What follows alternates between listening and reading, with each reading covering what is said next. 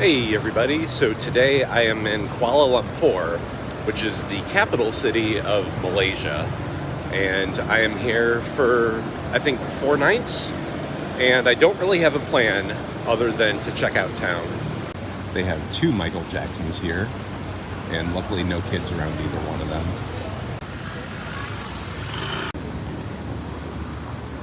After spending the last week exploring the jungles of Borneo, it feels nice to be exploring an urban jungle instead.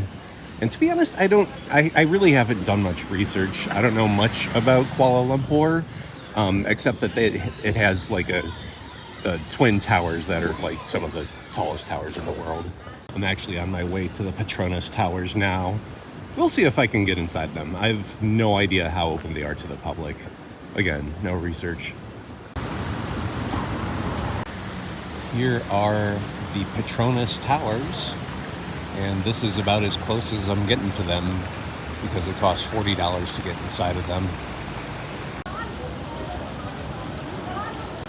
I'm from just outside of Chicago, and when I was growing up, the Sears Tower was the tallest tower in the world.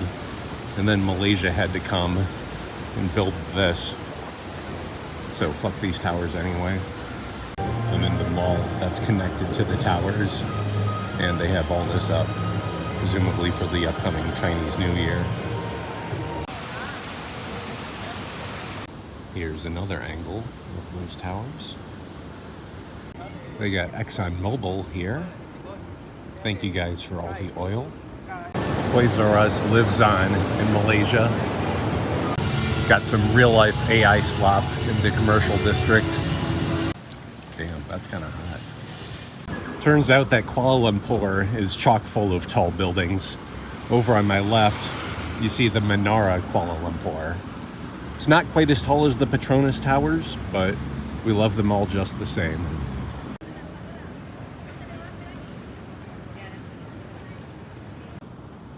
That bank might be Malaysia's bank, but it is not my bank. Hashtag not my bank. So I was just walking around, and some friendly guy from the Czech Republic started talking to me. We had a little conversation, so shout out to David from the Czech Republic. Solo travelers tend to be insane people who keep to themselves. I would know. So that makes it nice when there's one who's very friendly and breaks that stereotype. I've been seeing these flags all around town. They look like they're a flag of like a South American country. I know that they're not the Malaysian flag, but beyond that, I'm not sure what they are. If anyone knows, let me know.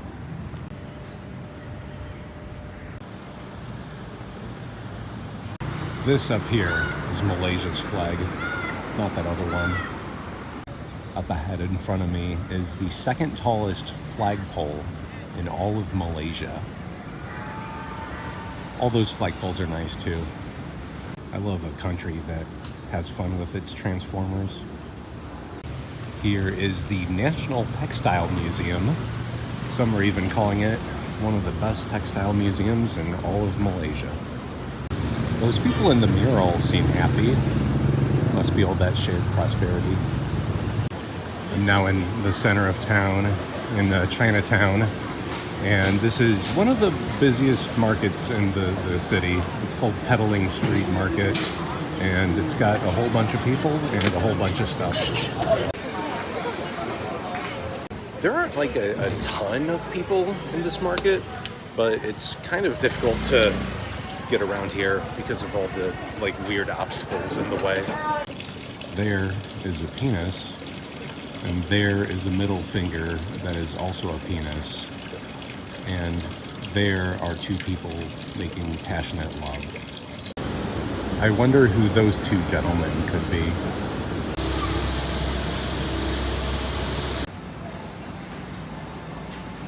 You can tell that Malaysia is a good country because it has Pokemon buses. Kuala Lumpur can be quite a difficult city to walk around in. I want to get to that side of the street, and in order to do that, I have to go up there and then down there. Right now I'm in a very large mall, trying to figure out where the grocery store is. just going floor by floor. One of these floors has got to have it. Found it. Now it's time to stock up on apples so that I can finally have something healthy to eat. In this city, there are a lot of escalators that go up, but they only have staircases down. They're like, fuck you guys, you can walk downstairs. This elevator is calling me out. This is the view that I have from my hotel room. And last night I could hear the guy in the room next to me jerking off.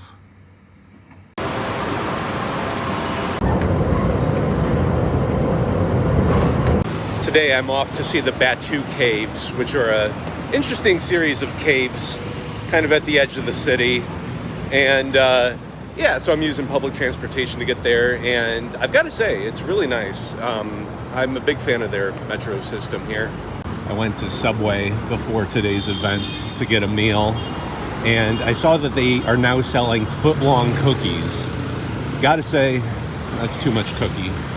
Kuala Lumpur has a population of about 8 million people when you include its metropolitan area. And it's a good mix of cultures from around Asia, mostly Malaysian. I think that's the culture that's best represented here.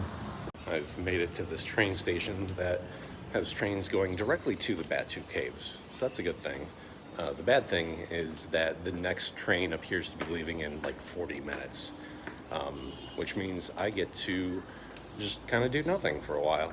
This coach is for the ladies only, and you're allowed there if you're a lady with kids, if you're two ladies, but you're not allowed there if you're a straight couple or just a guy. I'm a little shocked that there would be a station this quiet, so close to the downtown area. Well, I mean, it is a couple miles from it, but yeah, either way, there's not even like a place to buy water around here. I'm gonna have to tough it out until I get to Batu Caves.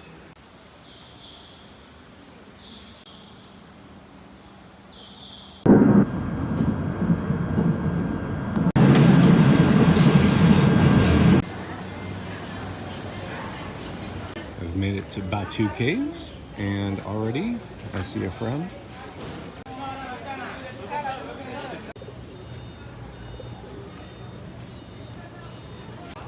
Looks like those guys found some chocolate. Good for them. I've got to watch out for my glasses because in these sorts of touristy areas with a bunch of monkeys, they know to steal people's glasses in order to get food in return. And I'm not going to let myself get swindled by a monkey. Over here you have a very tall statue and a whole bunch of stairs. Two of the main things that people come here for. I'm finally inside the Batu Caves now, after a long hike up the stairs. And fun fact, this is actually located in a town called Batu Caves. Now you know.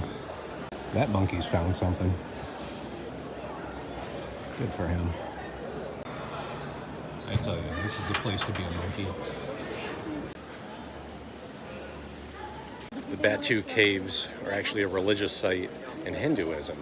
Even though Malaysia is majority Muslim, it has a significant Hindu population. And so they have a number of Hindu temples just right inside the caves. I've been paying attention to the things flying around these caves. They seem to be just regular birds, not bats. Well, I've seen pretty much everything there is to see here. And the train back to town leaves in about 15 minutes. So until then, I'm hanging out with the pigeons. I only ended up spending a little over an hour in the Batu Caves.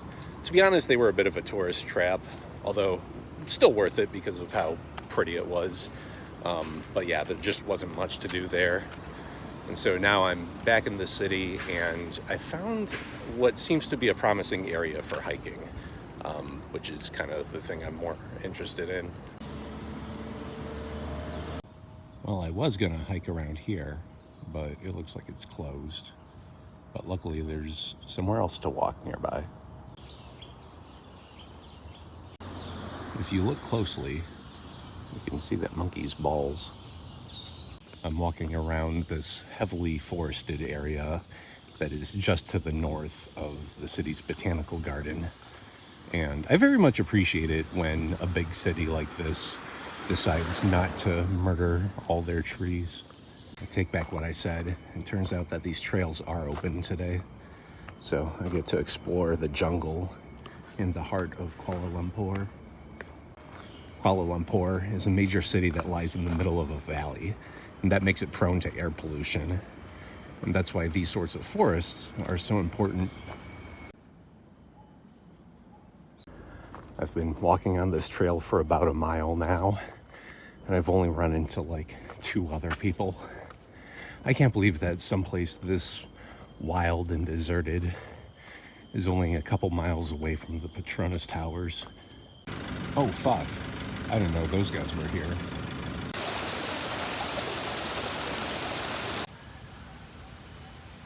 I've made my way over to the botanical garden, and I've got to give a huge shout out to Kuala Lumpur for dedicating so much green space next to skyscrapers and whatnot.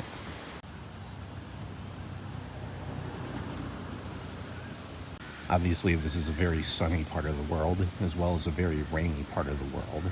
And in either case, it's nice to have something like this over your head.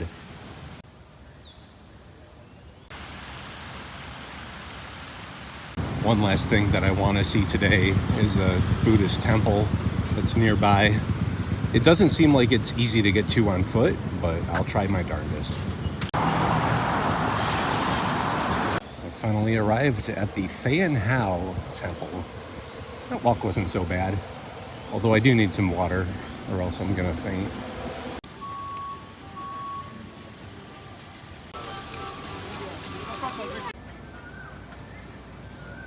This temple is a popular spot for Chinese locals and tourists to get married. And it was also built in only 1989, which seems kind of recent for a Buddhist temple. Here's the place where probably thousands of newlyweds have gotten their pictures. It's starting to rain a little bit, but luckily I found some shelter. I think that of all the major world religions, Buddhism is the one that goes hardest with their temples. Christians do a good job too, but Buddhist temples are something else. I just saw a big red millipede slither across the road. It ran away before I could take a picture of it, though. Coming up now on Little India. You can see some of them over there. I'm curious to know when different groups of people migrated over to Malaysia. I'll look it up later for myself and not include it in this video.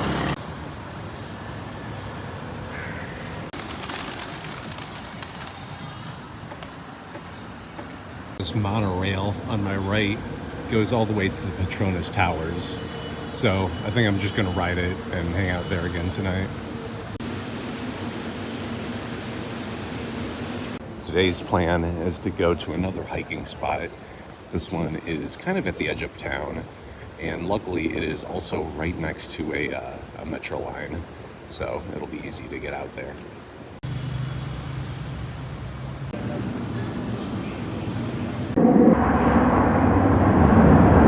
I took the train to the station of Gombak, which is on the very northeastern edge of Kuala Lumpur. And this is where the city ends and the highlands begin. The hiking trail is right next to a big old mall that should have plenty of water and food for me, so I'll stop by there first. I just got some water from Emart 24, which is advertised as Korea's fastest growing convenience store. So I went in to see what all the hype was about. I'm impressed by how well developed this area is. Usually when you go to the outskirts of town, it's kind of a shithole. But this is very pleasant. Well, I think this is the first trail that I'll be walking on where I have to book through a website. I'll go a little further to see if I actually need to do that. So I went up to the entrance, and good news is that the place was free.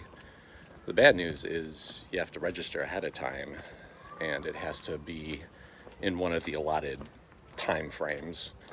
And so I would have had to wait like an extra like hour and a half to do the walk. So instead, I'm just going to do something else. Well, I found a backup option. There's a very large hill nearby called Bukit Dinding, or however the fuck you pronounce it. So yeah, I'll take the train over there, and hopefully there's no red tape over there preventing me from going on a hike through nature. So in order to cross this street, I walked up this area and then walked this way and then walked all the way down to the end of here and saw that I couldn't go any further because of construction. Look at those beautiful mountains in the distance. I'm a little glad that my other plans fell through. The moment of truth is coming up in a minute. Will I be allowed to walk on this trail? Or is there some bullshit that I don't know about? Well, I got to the trail and it's all good. It's very unassuming. No QR codes necessary here. The guy I was talking to about this trail warned me that it was a difficult one. I can see why. I hope this isn't the whole hike. I'm not built for this. I just ran into a German guy who's in Southeast Asia for 3 months. Europeans are all about going to Southeast Asia for 3 months. This is the most exhausted I've been by a hike in years. It's only been like a mile so far, not even, but I'm having to stop every few feet to catch my breath. Plus it's really hot. You can't see how hot it is really, but it's hot. I think I'm near the top. It's flattened out quite a bit. I appreciate all these blue tags keeping me from wandering off into the wilderness. I just finished the blue trail, and right now I am at an intersection between a whole bunch of different trails. And about half of them have signs warning you that you shouldn't be walking on those trails because those are bike trails, and bicyclists apparently go down very fast on this hill. I've been studying this map to figure out what my next course of action is, and here is a rating of each of the trails. The one that I just did was only a 2 out of 5, which I think is bullshit. It was way harder than that. Although I did do part of the orange one, and that one was quite difficult. But anyway, I think that I will probably continue to climb up this mountain. As you can see, it's not super far. We'll see how bad it is. It looks like there is a paved path that gradually brings you to the top, which I will happily walk on at this point. I wasn't built for that rock climbing shit earlier. I work an office job, for Christ's sake. Well, I've made it to the summit. That wasn't too bad. I was expecting more of a lookout than this, but, you know, there are trees.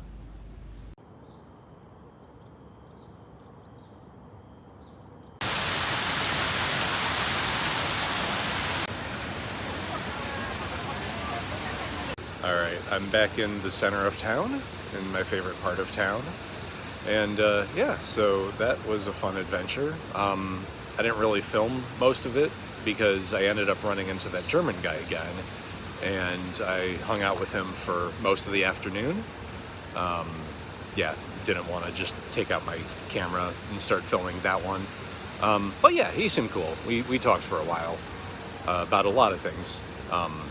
Even mentioned where the best place in town for prostitutes is, which I don't know, he didn't need to tell me that, but good for him. I know my phone's camera can't pick it up, but there are a whole bunch of ants just going back and forth on that branch. I hope it doesn't start raining soon. This is the most comfortable anybody's ever been.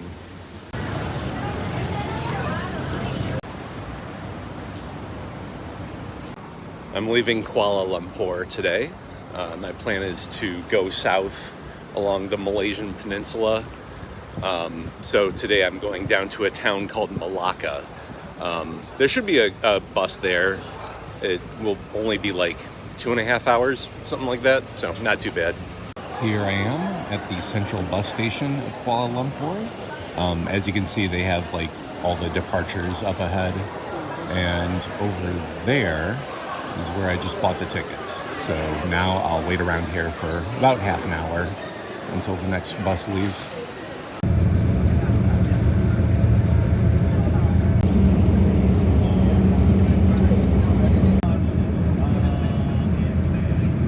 I've just made it to Malacca, and they have a very fancy covered path. That's always a good sign, I think. Malacca is a port city with a lot of historical significance. At some point it was actually conquered by the Portuguese, and today it is now a UNESCO World Heritage Site. So the more you know. The city has a monorail, but it doesn't seem to be in use anymore. I've never seen an abandoned monorail before. This whole city block is abandoned. I'm gonna check it out a little bit. Got edgy graffiti here, just like any good abandoned area. Usually when I see this much graffiti, it's either in Latin America or in Europe. Rarely get to see it in Asia like this.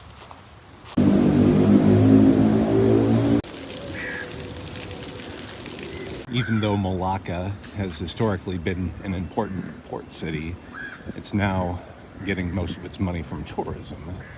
So if you go around town, you just see a bunch of cafes full of lights. Those are a bunch of different flags that I don't recognize. I know the one in the middle is the Malaysian flag. I don't know if each of the other flags are different Malaysian states? Question mark? There's a big hill in the center of town. I think that Bukit means hill in Malay.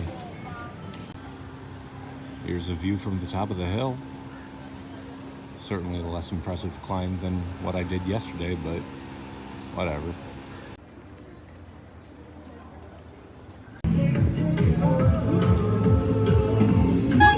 I'm on my way to the waterfront, and that's where the Strait of Malacca is. So that's the body of water that's between Malacca and the island of Sumatra, which is in Indonesia. I would have been interested in going to that place on my trip, but unfortunately, Sumatra had some really bad flooding recently, and it sounds like they're still not recovered from it. And here we are at the Strait of Malacca. Indonesia is about 50 miles that way. Maybe some other day. I was expecting this to be more of a beach town, but really all the area around the shoreline is just kind of like this. Just kind of empty. I did see that there are some like actual beaches a few miles from here, but as far as the city center goes, it's not really close to any beach.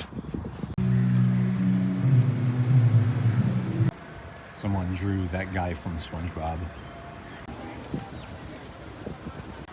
Alright, I get why people like this city now. This is very pretty.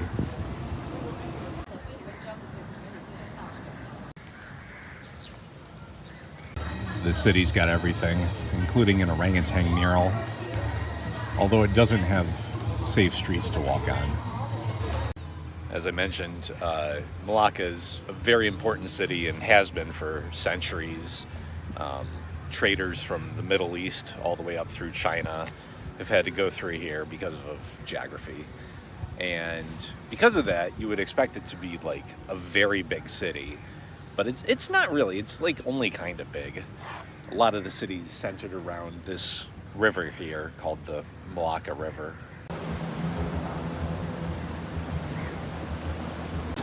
Here is the main street of the city, and it's called Jonker Walk. I'll give a quick walking tour of Jonker Walk.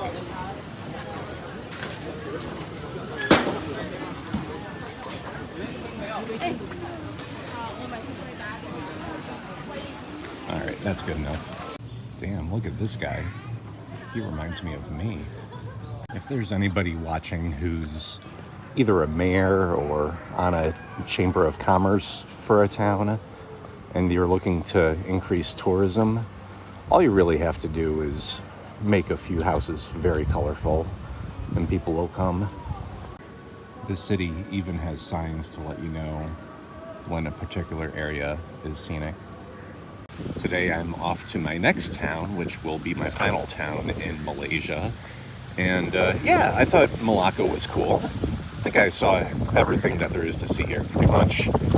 I assume that everything I didn't see sucks and isn't worth looking at. The town I'm off to next is called Johor Bahru, and it's on the very southern end of Malaysia. It's just to the north of Singapore. And in fact, a lot of people who work in Singapore live there and make the commute between the two countries every day. I'm on the bus ride down, and there's basically no one else on this bus. I've never seen anything like this before. I only had to pay like $8 for like this 3-hour ride, so I have no idea how they stay profitable, but I'm not going to complain. I made it to Johor Bahru, and I've got to say I'm very happy with Malaysia's inner-city bus system. There are a lot of buses available at all times, and the information online seems to be accurate. Well, I've got to say, the walk into town from the bus station has sucked. This town doesn't believe in sidewalks. Malaysia is actually a pretty rich country, or at least it's not a poor country. And they should use some of that money to make some sidewalks. And I say that as an American. This city that I'm in is one of the largest in Malaysia, and I was doing some research on it, and people online were calling it a very boring city. Well, I'll be the judge of that. And if it does suck, well, I'm only here for a day anyway. By the way, this is what an average neighborhood looks like in Malaysia. Houses are pretty gated off. Not really any sidewalks here either. So I'm trying to go over that way, but yeah, that seems to be a challenge. I'm really trying to give this city a chance, but it's really just been traffic and construction and a whole lot of disappearing sidewalks where you gotta turn around and not a whole lot of places to see. I mean this with all due respect. This city stinks, and I agree with everybody who hates it.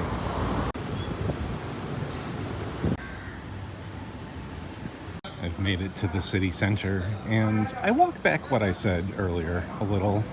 This place is all right. I'm a sucker for any good street art, and this city seems to have plenty of it.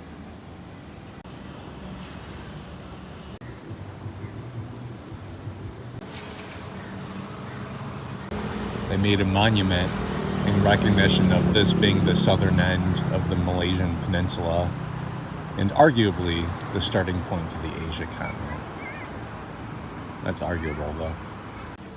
At the top of those apartments, way in the distance, it says, "I love Johor and you." That's coming on a bit strong.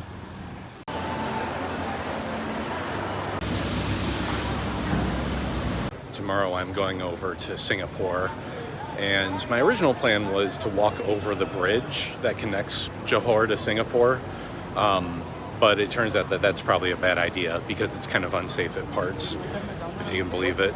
So instead, there's a train that goes in between the two cities, and that's where I'm at right now. I'm at the station, and I'm trying to figure out what I should do tomorrow in order to get to Singapore.